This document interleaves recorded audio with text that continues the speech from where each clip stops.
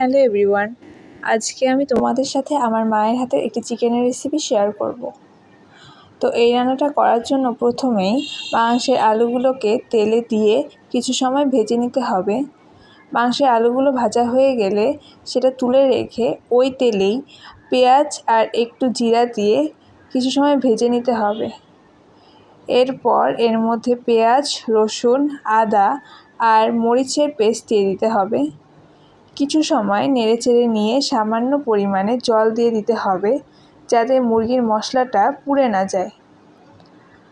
তারপর একে একে হলুদ গুঁড়া, জিরা গুঁড়া, ধনিয়া গুঁড়া আর রাঁধুনি মুরগির মশলা দিয়ে কিছু সময় নেড়েচেড়ে নিয়ে ঢাকনা দিয়ে দিতে হবে। কিছু সময় পর ঢাকনা খুলে যখন এমন রং চলে আসবে, মানে একটু লাল লাল রং চলে আসবে আর মশলার জল শুকিয়ে আসবে, তখন কিছু রসুনের টুকরা দিয়ে নেড়েচেড়ে নিয়ে চিকেনের টুকরাগুলো দিয়ে দিতে হবে। তারপর ভালো করে কিছু সময় নেড়েচেড়ে নিতে হবে যাতে পুরো মাংসের গায়ে মশলাগুলো ভালোভাবে লেগে যায়। তারপর ঢাকা দিয়ে দিতে হবে।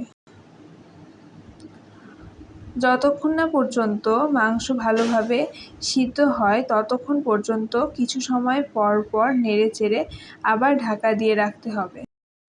এরপর মাংস সিদ্ধ হয়ে আসলে তার মধ্যে পরিমাণ অনুযায়ী জল দিয়ে দিতে হবে। জল দেওয়ার পরে আগে ভেজে রাখা আলুগুলো দিয়ে দিতে হবে। তারপরে স্বাদ অনুযায়ী নুন দিয়ে দিতে হবে।